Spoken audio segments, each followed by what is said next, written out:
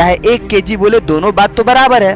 तो बोल सकते हैं विलायक का द्रव्यमान 1000 ग्राम या 1 केजी में उपस्थित विलेय के मोलों की संख्या क्या कहते हैं। यहाँ पर हम लोग ऐसे टॉर्च को ऑन किए, ऐसे टॉर्च को हमने ऑन किया, तो जैसे ही टॉर्च को ऑन करेंगे तो सारे काम करते ही ये माइनस का क्या करेंगे, आचार डालेंगे। माइनस केवल तापमान को बताता है, इसलिए माइनस को यहाँ पर नहीं रख। 17 ग्राम का निकाल देंगे कब, जब 1 ग्राम का पता होगा तब। तो 10 ग्राम में 100 ml, तो 1 ग्राम में ये गुना हुआ, और 2 ग्राम को बोलेंगे 2 से गुना, 180 ग्राम को बोलेंगे 180 से गुना, और गुना भाग किए आंसर आ गया। तो आप सभी लोगों का स्वागत है आशीष पब्लिकेशन के इस ऑब्जेक्टिव के टारगेट की किताब में। दोस्त हम लोग चैप्टर नंबर 2 जिसका नाम है विलयन, उसका हम लोग ऑब्जेक्टिव सीख रहे थे। और आप लोग दोस्त इस वीडियो को क्यों देखना चाहेंगे, 2 वजह होंगे। सबसे पहला कि आप लोग एक टाइप के ऑब्जेक्टिव को कैसे बोर्ड एग्जाम में अलग अलग टाइप का ऑब्जेक्टिव घुमा के पूछ सकता है ये, और दूसरा बात आप लोग ये सीखेंगे कैसे हम लोग रिवीजन करके वो चीजों को जल्दी याद कर सकते हैं। आइए हम लोग स्टार्ट करते हैं प्रश्न। पीछे कुछ वीडियो अपलोड हो चुका है, अब हम लोग अगला वीडियो को हम लोग कवर करते हैं। देखिए बोल रहा है कि ग्लूकोज को इतना ग्राम घोलक में घुलाया जाए तो घोल को क्या कहते हैं। पहले सबसे पहले कि आप लोग घोलक नहीं पढ़े होंगे, आपके सर पढ़ाए होंगे विलायक, ज्यादा यही फेमस नाम है विलायक। और घोल का मतलब होता है विलयन, विलयन। और एक और शब्द है जो यहाँ पर इस्तेमाल किया जाता है, घुल्ले। घुल्ले मतलब क्या होता है, विलय। बोले ठीक है, इतना क्लियर हुआ। अब बताइए आगे का बात। तो दोस्त आप लोगों को सबसे पहले कि इसको हम लोग समझते हैं कि 2 फॉर्मूला होता है, एक होता है मोलरता का, एक होता है मोलरता का। पहले आइए हम लोग दोनों फॉर्मूलाओं को हम लोग गौर करें कि क्या क्या फॉर्मूला होता है और कैसे सॉल्व करते हैं। देखिए एक होता है हम लोगों का मोललता। मोललता का फॉर्मूला होता है विलय के मोलों की संख्या, विलय के मोलों की संख्या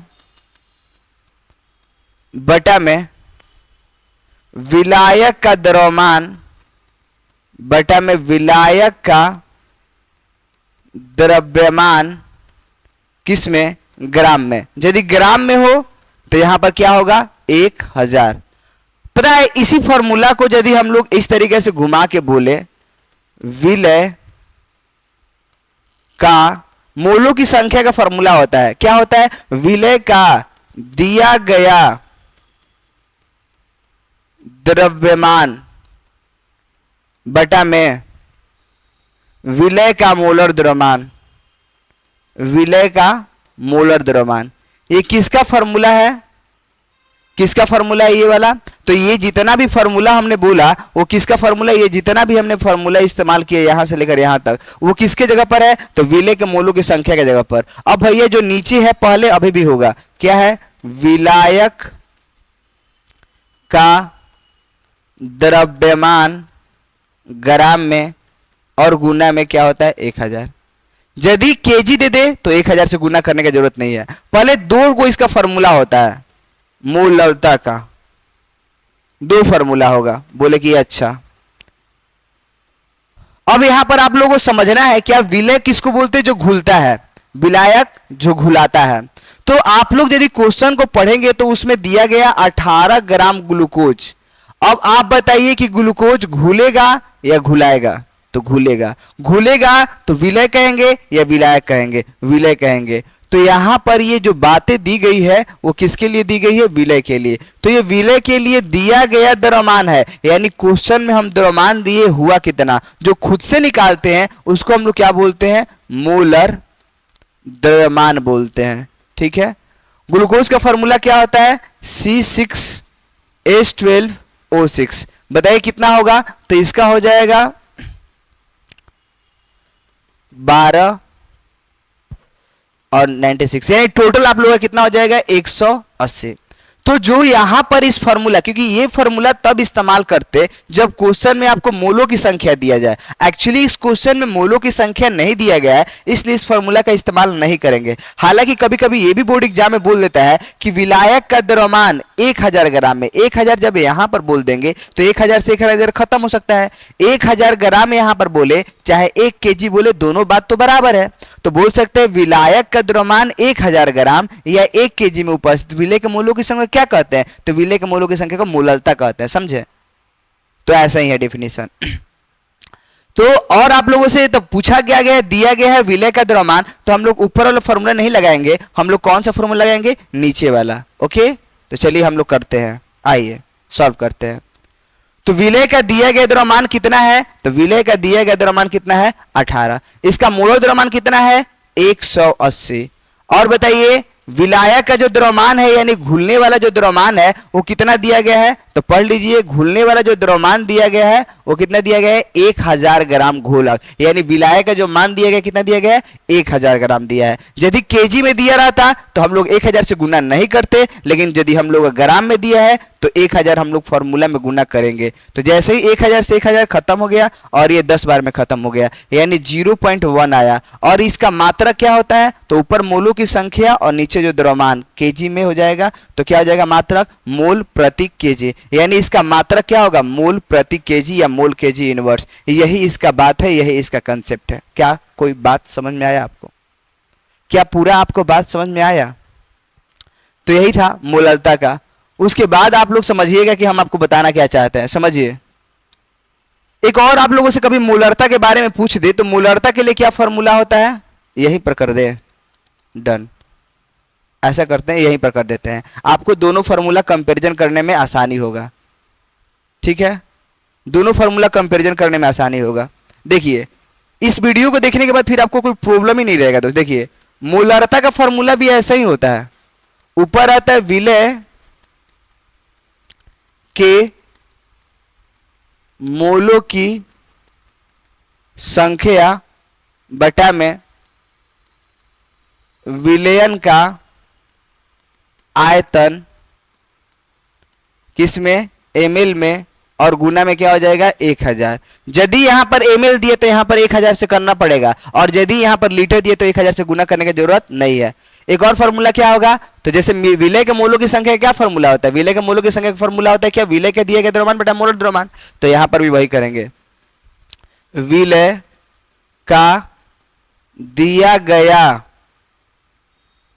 द्रव्यमान अब बटा में क्या होगा विलय का मोलर द्रव्यमान गुना विलयन का आयतन एमएल में, और गुना क्या होगा 1000। बोलो ठीक है। यानी कुल मिला के बात की आपको मोलरता का हमने दो फार्मूला आपको बताया, मोलरता का ये फार्मूला होता है, मोलरता का ये फार्मूला होता है। बोले ठीक है, मोलरता का हम लोग फार्मूला जान चुके हैं। तो दोस्त आपके इस फार्मूला में यदि देखिएगा तो आयतन है और इसके फार्मूला में द्रव्यमान है। तो कभी ये भी आपसे सवाल पूछे कि कौन ताप से प्रभावित होगा, तो जिसके फार्मूला में आयतन होगा वो ताप से प्रभावित होगा, और जिसके फार्मूला में आयतन ना हो ताप से प्रभावित नहीं होगा, यानी मोलरता ताप से प्रभावित नहीं होता है। और तो और इसका मात्रक होता है क्या, मोल प्रति लीटर होता है, और इसका होता है मोल प्रति केजी होता है। तो कभी आप लोगों को 2 नंबर के सवाल में मोलरता के बीच अंतर भी पूछ देना तो आपको कंफ्यूज होने की जरूरत नहीं है। फॉर्मूला से में मैच करेंगे तो सब कुछ अच्छा लगेगा, और यदि डिसमैच करेंगे तो सब कुछ बुरा लगेगा। तो चलिए हम लोग इस सवाल का तो जवाब कर चुके हैं। इसका सवाल का जवाब क्या होगा 0.1 मोल। इसमें बहुत अंतर है, 0.1 मोलल बोला, यहां पर आप लोग ध्यान दीजिएगा, यहां पर मोलल बोला इसका मतलब है मोललता, लेकिन यदि मोलर बोल देता ना जैसे यहां पर 0.1 तो ये नहीं होगा, क्योंकि इसका मतलब होता है मोलरता। समझे, ये र और ल में बहुत अंतर हो गया। ओके, ये क्वेश्चन पीछे के हम लोग क्वेश्चन में कर चुके हैं। बोल रहे टिंडल प्रभाव किस में पाया जाता है, तो ये चैप्टर नंबर 5 का क्वेश्चन इसमें डाल दिया गया है। हालांकि चलिए हम आपको बता देते हैं टिंडल प्रभाव क्या होता है। देखिए जब हम लोग प्रकाश को वास्तविक विलयन से गुजारते हैं तो हमें प्रकाश नहीं दिखाई देता है कि विलयन में कैसे गया, लेकिन यदि वही हम लोग क्या करें कि यदि हम लोग कोलाइडी विलयन से प्रकाश को गुजारे, टॉर्च को ऑन करें, तो पूरा टॉर्च का प्रकाश दिखाई देता है कि इतना दूर में जाके फैल रहा है। कभी अंधेरा कमरा में देखिएगा ना तो आपको प्रकाश आता हुआ दिखाई देता है, तो वो प्रभाव टिंडल प्रभाव है। ठीक है ना, तो ऐसे ही क्या होता है कि जब प्रकाश को जब हम लोग ऑन करते हैं पानी के अंदर, और कैसा पानी, कोलाइडी विलयन के अंदर, तो प्रकाश का रास्ता दिखाई देता है कि प्रकाश ऐसे जाकर ऐसे फैल रहा है। ठीक है ना, इस प्रकार से हम आपको दिखा भी दे रहे हैं एक स्लाइड में। देखिए जैसे जैसे यहां पर समझिए, यहां पर हम लोग 1 बिलियन है, यहां पर हम लोग 1 बिलियन है, और एक बार हम लोग का यहां पर बिलियन है। ठीक है, ऐसे ऐसे बोले ठीक है। अब हम लोग क्या करेंगे, यदि यहाँ पर हम लोग ऐसे टॉर्च को ऑन किए, ऐसे टॉर्च को हमने ऑन किया, तो जैसे ही टॉर्च को ऑन करेंगे तो क्या होगा ना कि यहां से यहां तक जाएगा प्रकाश, और इसके बाद यहां पर आपको नहीं दिखाई देगा, लेकिन हाँ यहां पर आपको प्रकाश दिखाई देने वाला है, यहां पर आपको प्रकाश का रास्ता दिखाई देगा।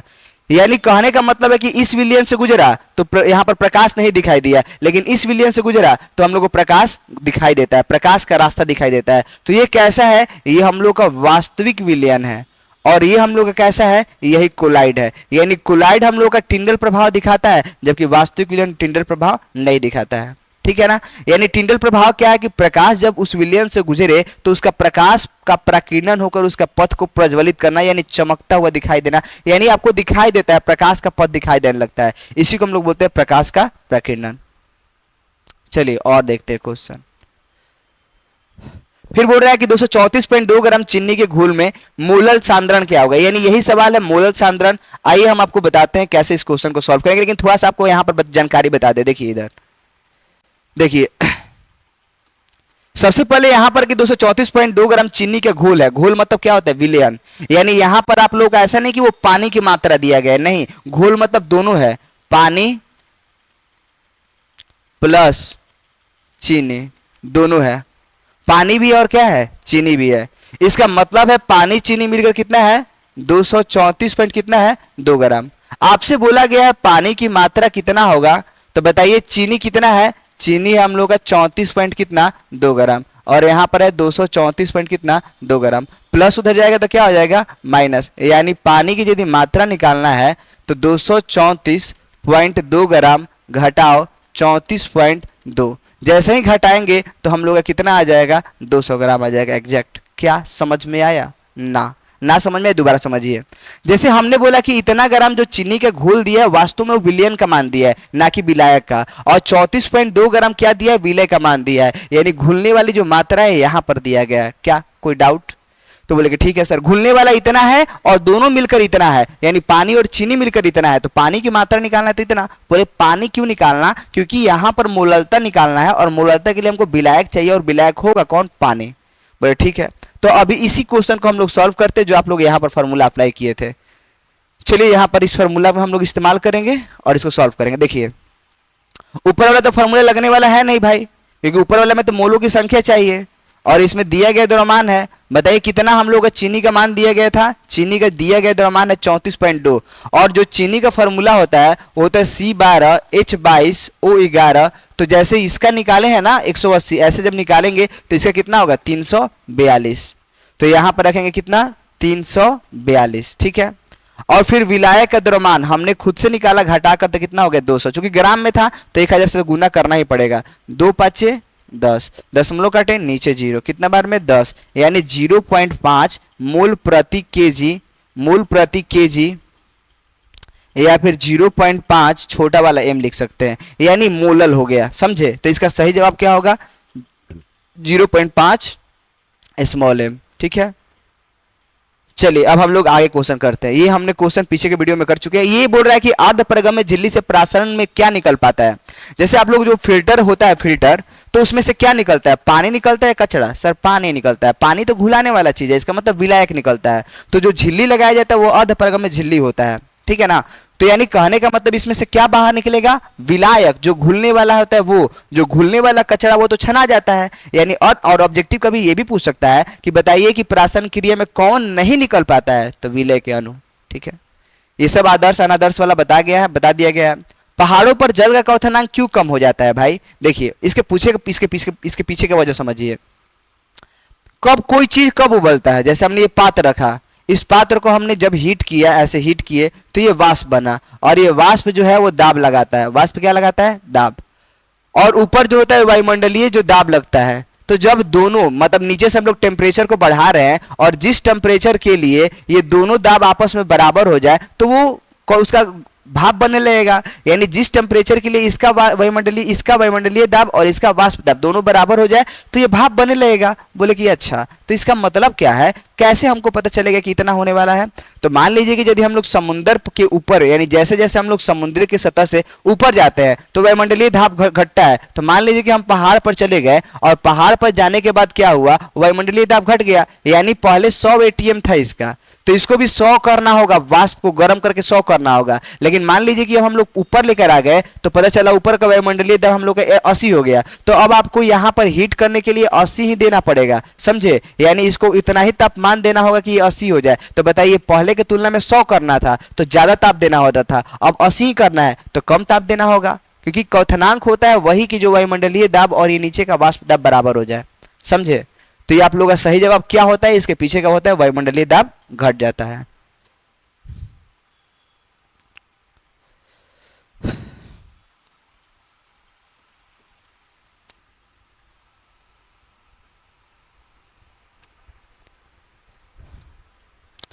शुद्ध जल का पीएच कितना होता है, पीछे के सवाल करा चुके हैं दोस्त। शुद्ध जल का पीएच कितना होता है, शुद्ध जल का पीएच होता है आप लोगों का 7। मानव रक्त का पीएच कितना होता है, तो मानव रक्त का पीएच होता है 7.4। ये सब और जो छूट रहा है ना, आपको लग रहा है छोड़ रहे, छोड़ नहीं रहे हैं दोस्त, ये पीछे आप लोगों का क्वेश्चन कराया जा चुका है, समझे। इसीलिए आपको लग रहा होगा कि छोड़ रहे हैं। जो पीछे का लेक्चर देखे होंगे उनको पता चला होगा, क्योंकि हमने टॉपिक कवर कर रहे हैं। एक टॉपिक को यदि हम ले लिए तो उस टॉपिक से जितना भी आप लोगों का कंसेप्ट है वो सबको हम लोग खत्म कर देंगे। देखिए ये सवाल बहुत प्यारा है, बोल रहा है कि एक जलीय घोल का हिमांक इतना है, केफ इतना दिया है, इतना, तो क्वथनांक मूल्यांकन क्या होगा। पहले समझिए कि क्वथनांक मूल्यांकन का फॉर्मूला क्या होता है। तो डेल टीबी बराबर फॉर्मूला होता है केबी इंटू स्मॉल एम। ऐसे ही डेल टीएफ का फॉर्मूला होता है, डेल टीएफ का फॉर्मूला होता है केफ इंटू स्मॉल एम। बोले ठीक है सर। अब बताइए इस जलीय विलयन का क्वथनांक में उन्नयन क्या होगा। क्वथनांक में उन्नयन मतलब क्या, डेल टीबी आपसे पूछ रहा है। तो डेल टीबी निकालने के लिए आपको क्या चाहिए, केबी चाहिए और आपको चाहिए स्मॉल एम। बोले ठीक है। तो केबी आपको मिला हुआ है, कितना मिला हुआ है, 0.512 मिला हुआ है, ठीक है। और स्मॉल एम का जानकारी नहीं है, क्योंकि स्मॉल एम निकालने का कोई तरीका नहीं है। अच्छा आपको डेल टीएफ का वैल्यू दे दिया गया, हिमांक में होना मन आपको दे दिया गया कितना, -0.186 दिया है, ठीक है। चूंकि हम लोगों का जब घटा के निकालते हैं तो चूंकि जल का हम लोगों का हिमांक 0 डिग्री सेल्सियस होता है, तो घटाने से भी कोई परिवर्तन नहीं आता है, इससे कोई दिक्कत नहीं है। अब बताइए आपको क्या निकालना था, केफ तो आपको वैल्यू दिया गया है, केफ कितना दिया गया है 1.86, 1 पॉइंट कितना हो गया 86, और यहां से आपको क्या निकलेगा मोललता। यानी जब हम लोग इसको निकालने चले ना तो समस्या फटा एम नहीं था, तो इस फॉर्मूला से हम लोग एम निकालेंगे, यानी 0.186 बटा में क्या हो जाएगा 1.86, ठीक है। तो स्मॉल एम का मान निकालेंगे तो 10 के बाद ऊपर 3 गो अंक, तो नीचे 3 गो जीरो, ऊपर 2 गो, नीचे 2 गो अंक था तो 2 गो जीरो, खत्म हुआ। यानी आपका यहां पर आ जाएगा 0 पॉइंट कितना 1, और जैसे ही यहां पर आप लोग 0.1 रखते हैं और गुना करते हैं तो 0.0512 आंसर आ जाएगा। यानी इसका सही जवाब होगा क्या, आंसर नंबर क्या डी, 0.0512। बोले कि सर एक काम करते ये माइनस का क्या करेंगे, आचार डालेंगे। माइनस केवल तापमान को बताता है, इसलिए माइनस को यहाँ पर नहीं रखते हैं, समझ में आया। तो इस तरीके से आप लोग इस क्वेश्चन को सॉल्व कर सकते हैं।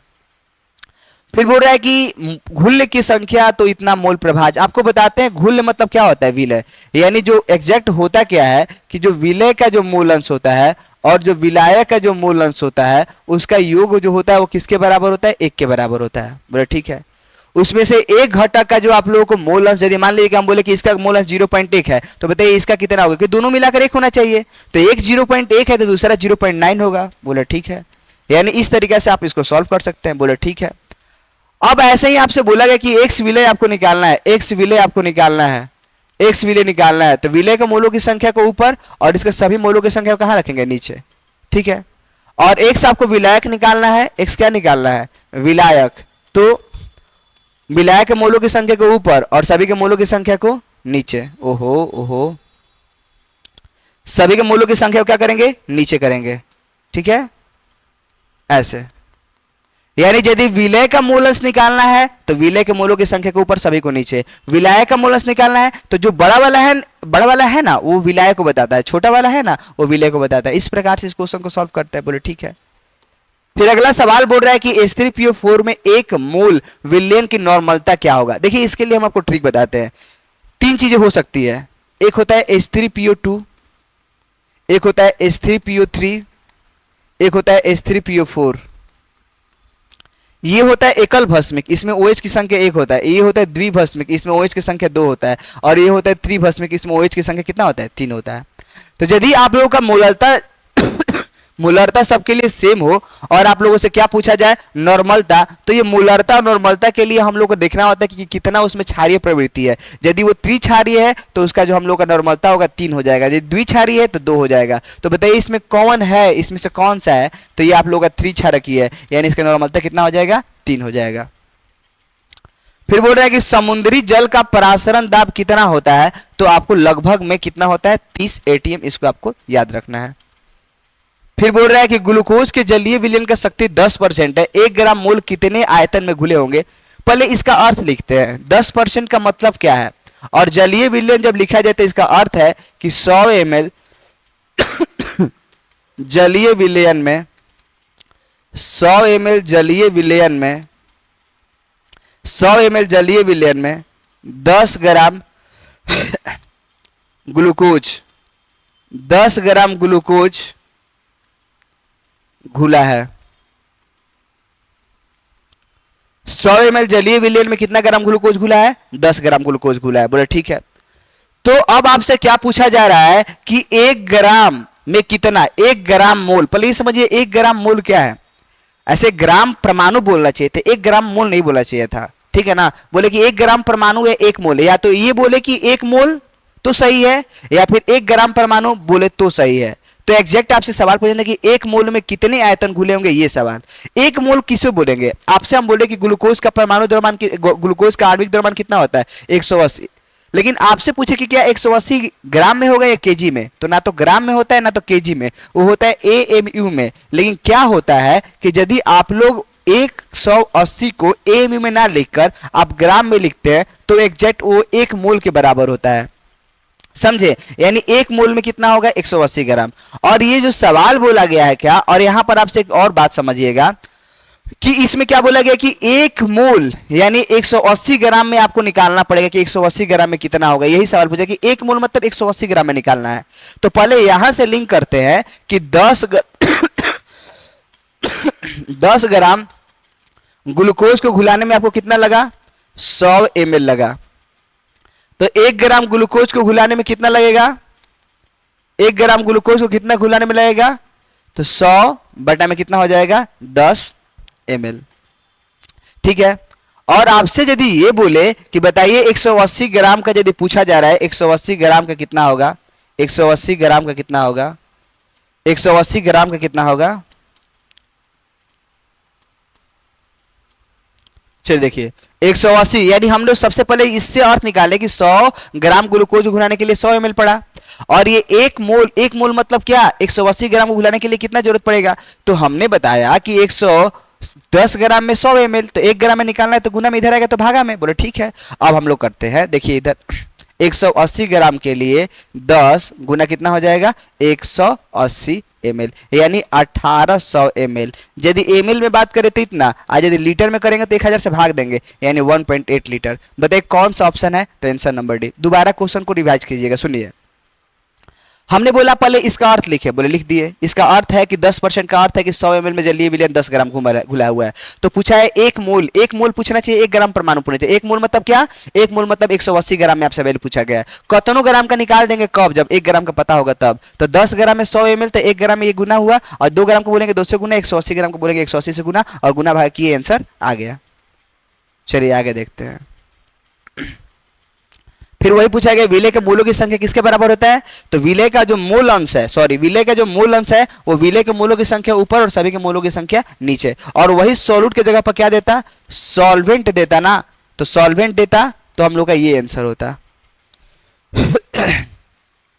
परमाणु द्रव्यमान किसके बराबर होता है, एक्चुअली क्या होता है ना कि हम लोग तत्व को हम लोग इस प्रकार से दिखाते हैं, यहाँ पर परमाणु संख्या और ये परमाणु द्रव्यमान। जो परमाणु संख्या है वो प्रोटॉन के द्रव्यमान के बराबर होता है, और परमाणु द्रव्यमान जो होता है वो न्यूट्रॉन और प्रोटॉन के द्रव्यमान के क्या होता है, बराबर होता है। बोले ठीक है।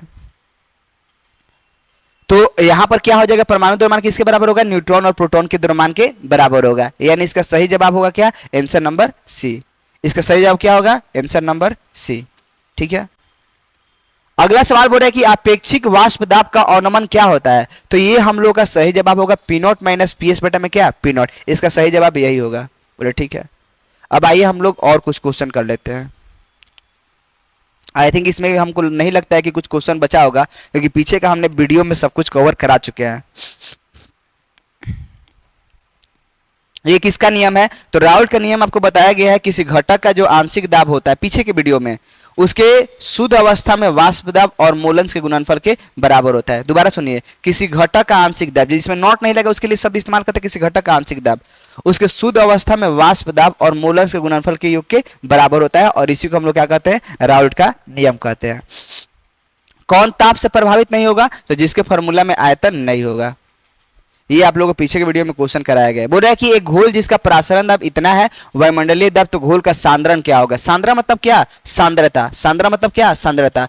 तो आप लोग बताइए प्रासरण दाब का फॉर्मूला क्या होता है? पाई बराबर सी आर टी। और आपसे क्या पूछा गया? सांद्रा मतलब क्या? सी। तो सी बराबर क्या हो गया? पाई बटे में क्या? आर और टी।